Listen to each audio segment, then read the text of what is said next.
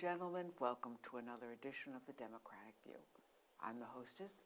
My name is Phyllis Italiano, and I have a couple of people here today who are going to talk to us about something that I know is like a thorn in our sides, our airport.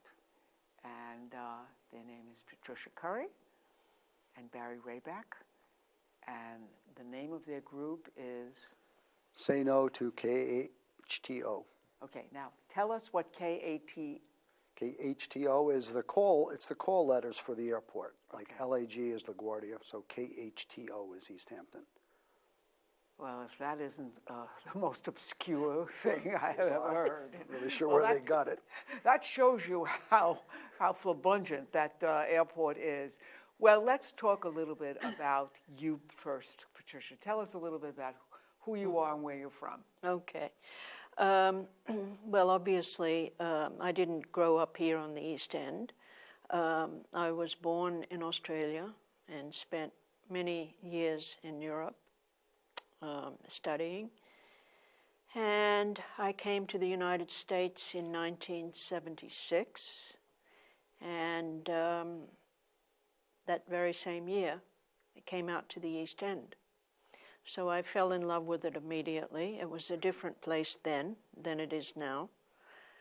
And I decided that it would probably be the place that I would retire.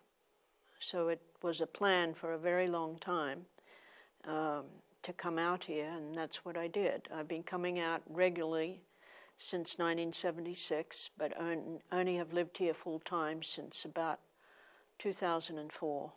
Same year I started full-time out here when I retired. And what did you retire from? I was working for non-profit organizations most of my life, both in Europe and here in New York City. I spent about 20 years in New York working at various different non-profit agencies. And I still do a little consulting from time to time. But right now, my prime activity is Say No to KHTO. Yes, well, we'll get to that one in a second. And let's go on to Barry and tell us a little bit about you. My family first came here in the summer of 1957 and spent 3 summers. Then we came back to live here year-round. My father bought a house on Atlantic Avenue in Amagansett. I went to elementary school in Amagansett grade school. Then he got a teaching position up the island, but we kept the summer house.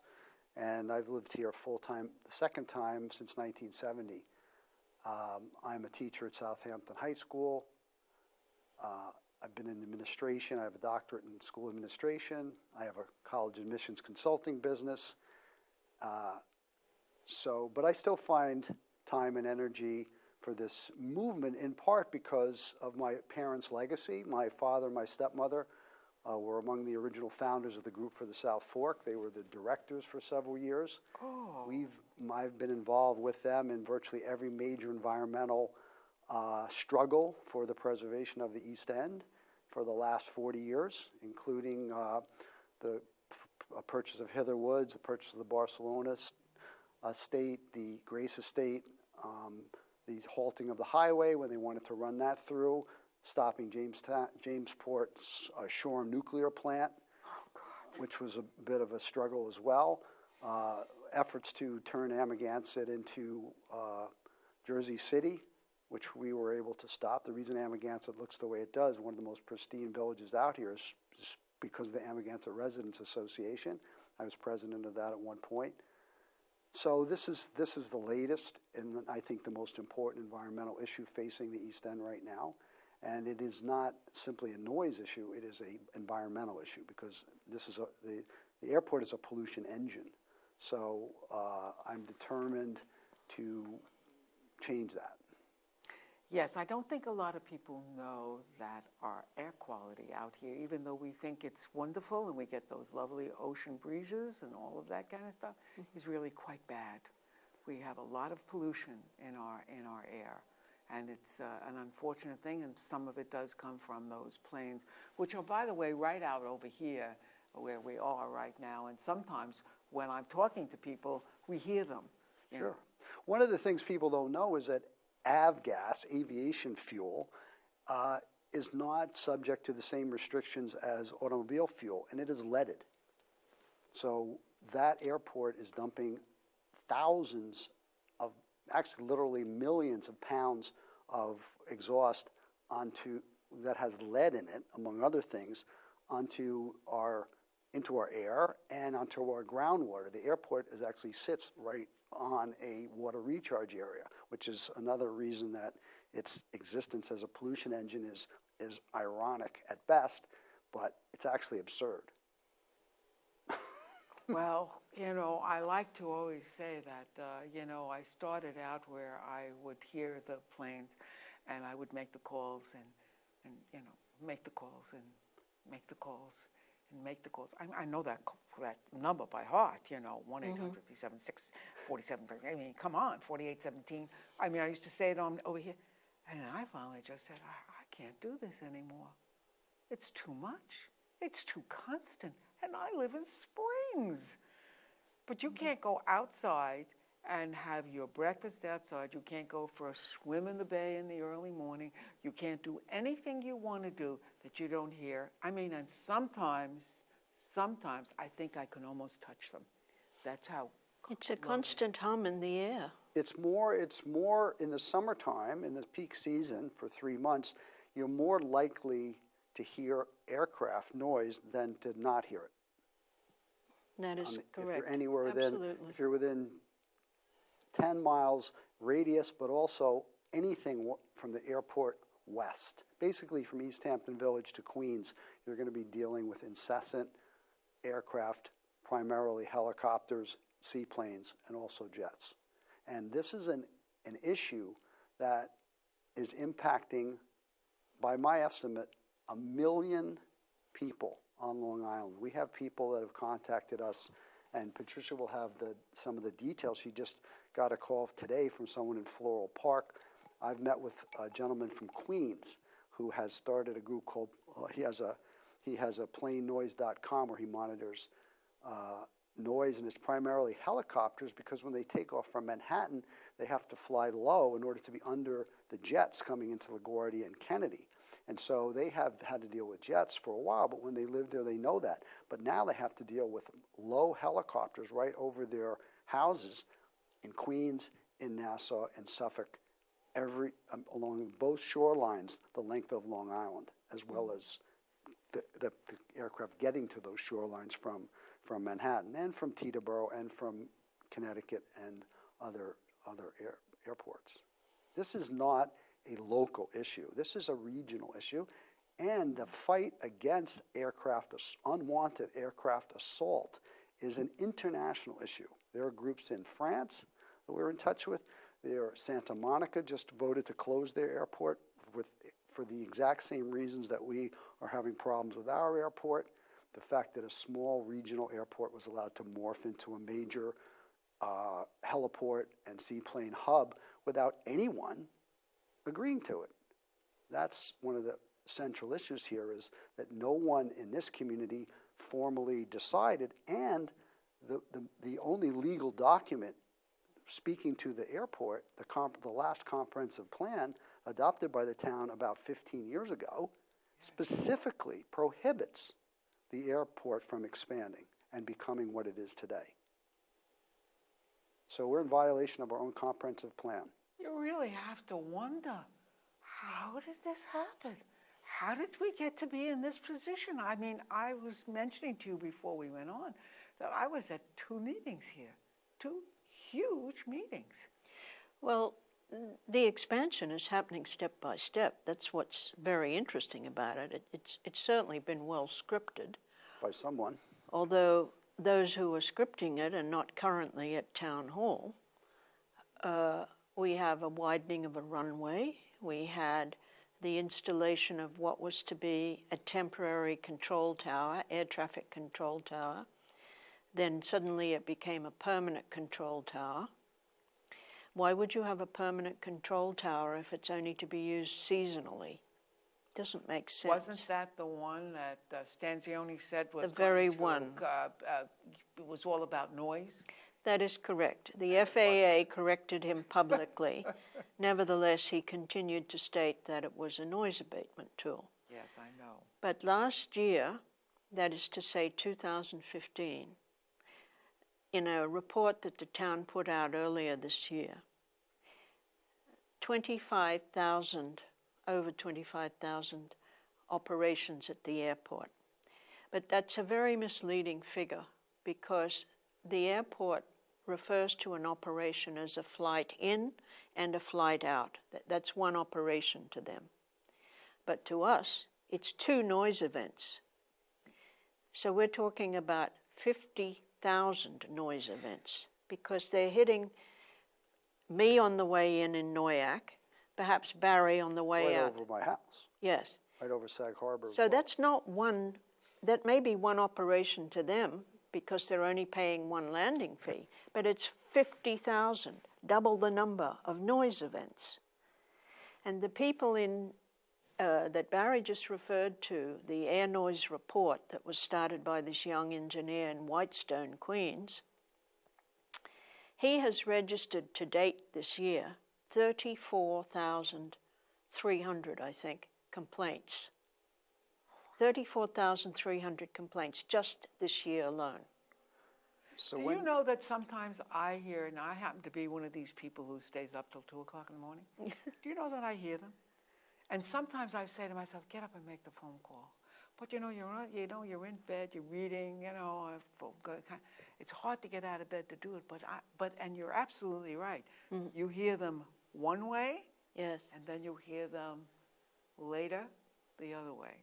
So you know that it's not just one noise event. No, it's more not. than that. But I'd like to, speak to the environmental issue because I think one of the reasons that we started this organization was that I think people had the perception that it was, some people are bothered by noise, but that doesn't affect me, mm-hmm. And it doesn't dramatically affect everyone in the town, although it affects more and more people town-wide. The issue for me is the pollution, much more than the noise. The noise, of course, is bothersome, but it ultimately, it doesn't hurt me other than, it's distressful emotionally. There are studies that show it actually can affect you adversely, but the pollution is tangible. And one of the things that I say is that if you could see aviation gas exhaust, the fact that it's clear or white gives people a very different sense of its impact than if it were black. If it were like diesel coming out of a bus, I remember when diesel buses would spew, and trucks, and then we changed it and we went away from that and put on all kinds of regulations for automobile and truck traffic, and the air in New York City actually got cleaner after they started regulating it in the 70s. So, but you can't see it, but it's there, and there are people that live near the airport who can actually feel the particulate on their outdoor furniture. They can feel the particulate, the toxic emissions that settle on them. One day we were at a protest at the airport, and we were standing at the entrance, and the wind was coming from the southwest, as it often is, and the fumes were so thick that people were getting sick. We're getting physically sick. This was just a typical Thursday afternoon in August when, there's thousands and thousands of operations there. So there's this huge pollution, and what's even more unacceptable is that the town is subsidizing this pollution of itself because the airport is a huge financial loss. And it's costing, this year, it's costing over $2 million, $1 million to run it. They're running it at a huge deficit. And they're paying over $1 million to fight a lawsuit run by the helicopter people who are trying to keep any regulation from occurring. And they have to come up with another $1 million at least to replace the fuel tanks, underground fuel tanks on a public watershed.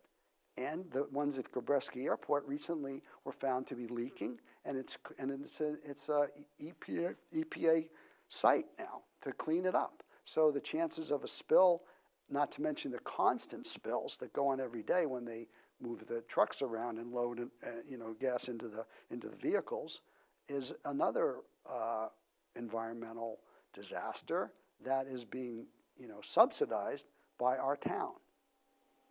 I mean, and this is East Hampton. It's a resort community, and we're subsidizing its destruction through pollution and quality of life and so people who want to come here either live here to appreciate what we had or come here to enjoy in the summer can't get that enjoyment because of this airport. And another myth is that, the airport is generating so much business, it's essential to East Hampton's economy. Well, that's just poppycock. That's just nonsense. This is a multi-billion-dollar economy. The handful of people using the airport to suggest that if they didn't come, we would feel an economic deficit is absolutely absurd, because A, we wouldn't, and B, those people would just be replaced. It's not like mansions would suddenly sit empty, on Further Lane because the airport closed. Other people would come or find another way to come. And of course, a related issue, which I'm very sympathetic to, is one reason the airport is popular is because our traffic patterns are so pathetic.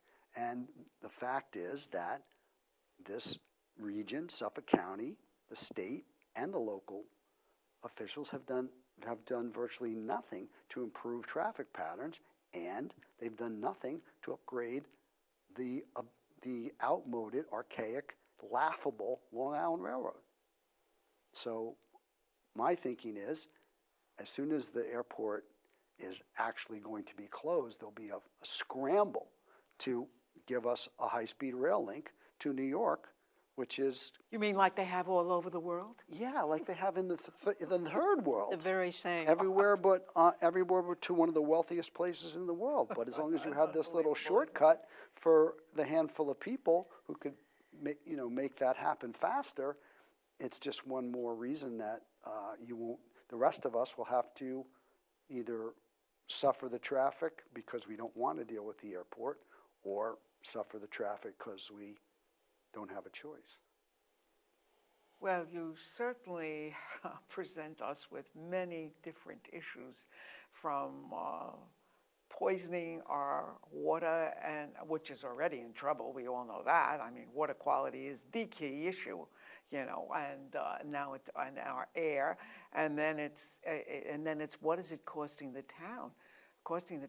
Millions of dollars a year. I'm paying that money. Yes, we're paying that money for something that most of us would really like to see go away, and better still, and I think this is an issue that we're getting a lot of response to, more so than we got with Quiet Skies Coalition. The notion is, if it's our land, why don't we use it for our benefit? Because this airport is simply a country club for a handful of wealthy people, and the rest of us are subsidizing it.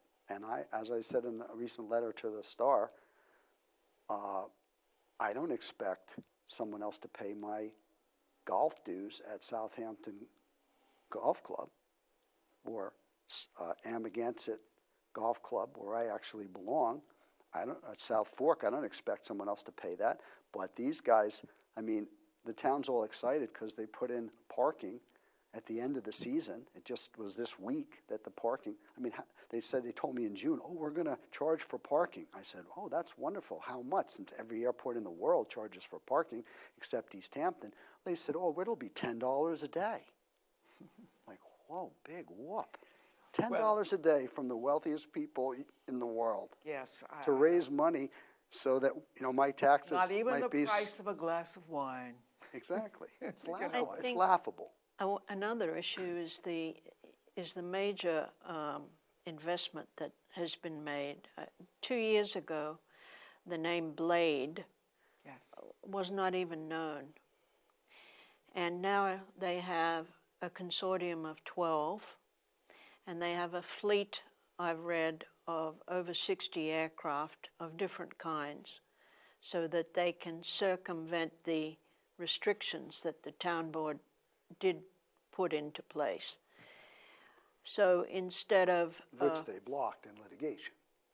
some of them, Potential restrictions. some of them, yes. Although we don't know that anybody has actually been penalized for those 2 a.m. flights breaking the curfew. But a consortium like Blade that has access at the drop of a hat to 60 different aircraft of different kinds. So if the helicopter is too large, they can bring in a seaplane. If that's too large, they bring in a small turboprop.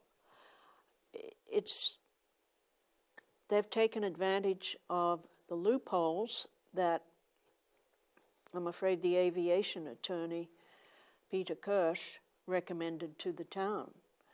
And they dropped one of the major restrictions, and the drop in helicopter traffic has now been replaced by seaplanes. Last year alone, seaplanes rose 23%. This year, it's already 11% increase in seaplanes. That's over a 2-year period. 23% one year, 11% this year. And that was only until the end of July. And August is the busiest month of all. And speaking of the seaplanes, this is just another example of an airport that's out of control, because there's tremendous safety issue at that airport. The control, it's been worse since they put in the control tower. You know, my theory is that there's a couple of high school kids in the control tower reading comic books, because there's no evidence that that anyone's following any particular path. I have seen over my house in Wainscott, which is about 1.5 miles from the airport, I have seen a jet, a helicopter, and a seaplane on 3 different lines crisscrossing simultaneously. And there's been near collisions, and a friend of mine, a man in Sagaponack who's quite wealthy, he has friends that fly and that come, and they have informed him that their pilots will not fly these private jets into East Hampton anymore because it's too dangerous. Wow. They go to Gabreski. Well, There will be a collision. There's been so many near misses. It is an accident waiting to happen. There's no two ways And let's about just it. hope We've it all doesn't seen fall that. on someone's house. Yeah, yeah, right. It's who are they going to take with them while, you know, they're following their own selfish desires. The seaplane pilots are the most reckless, and they've been called cowboys, but jets, helicopters, it's mayhem in the summer. When you talk about 50,000 operations and many of them condensed, you know, we've recorded 90 operations in an hour at the airport. That means people are taking off and landing. I've seen helicopters almost, you know, 500 feet behind each other going out. I mean, you go to LaGuardia and you watch, there's one lane coming in, one lane going out. At East Hampton, Yes. It's find a spot Right. and go for it. Mm-hmm. Well, and the other thing you mentioned, we talked about before, was that, you know, there's 650 acres there. Those 628. acres, 628, okay. It's a lot of land. A lot of land that can It be is. doing an awful lot of other things, and it belongs to us. And I know we had this enormous meetings, and yet when I listened to the town board a week ago, they're talking about all the things they're going to do. They're going to have a fence, they're going to take down some trees, they're going to extend this runway. It's like, wait a minute, I thought that we weren't going to do those kind of things anymore. They've just authorized the topping, the cutting of 21 acres of trees. That's Now, right. 21 acres That's of right. trees. So that's thousands and thousands of trees, again, on a public watershed, and to make it easier for helicopters for glide paths, which means it's allowing them to come in lower. Now, the helicopters are supposed to go straight up and then out. Well, of course they don't. They come in on glide paths. Yeah. The seaplanes, they can come in at treetop level, and they're just scary. They're so loud, and I'm not joking when I say treetop level. Pines, some of the pines near me are 100 feet high, and the seaplanes are 150 feet high. And that's 1.5 miles from the airport. Well, I'm in Noyak, and I regularly think they're going to take the roof off my house. They are very low. I'm at the top of a hill. You don't know where you are. We've East all Hampton had Village. that. I've had it too, where I say to myself, my God, I could almost touch this. You know, I mean, this is Well, an just- airplane crashed in East Hampton Village about 7 years ago, but that was a small plane that crashed. Well, The we were airplane standing crashed there. while we were standing there during that protest that I referred to Fortunately, with all the nobody was pollution. hurt badly. But Yeah. So what is our plan, folks? Where are we going with this? Well, I think that, one of the things that, we're intending to do is to commission a study, because of course the town won't do it, but commission a study to determine what is the best use of the land and what's doable. Certainly the option for solar panels is something I've talked to town sustainability about. Wow. You need a lot of open space for that. You don't want a clear-cut space for solar panels because it's counterproductive environmentally. If you've already got dozens of acres of open space there, then solar panels are one thing you could certainly put in, and the town would be generating money rather than losing it. Another would be to get income directly from leasing of commercial space in that area, which if it's on the airport footprint now, the money can only go to the airport to subsidize the airport, whereas that money could go into the town's coffers. Okay, so that's a huge amount folks, of potential money there. all I got to say is there's a lot of people who are going to walk behind you. So you guys got to be the leaders and you push on. we need and support. I'm sure when this airs, you'll have a lot of people who will be behind you because this is something that has to happen. Sorry to say that, but I'm afraid it's time. Or we will lose East Hampton. That's something people don't think about. We will lose East Hampton as we know it. To a degree, we already have with the way it is now in the summer because of the noise. Can you tell the? That's it. Okay. Thank you very much.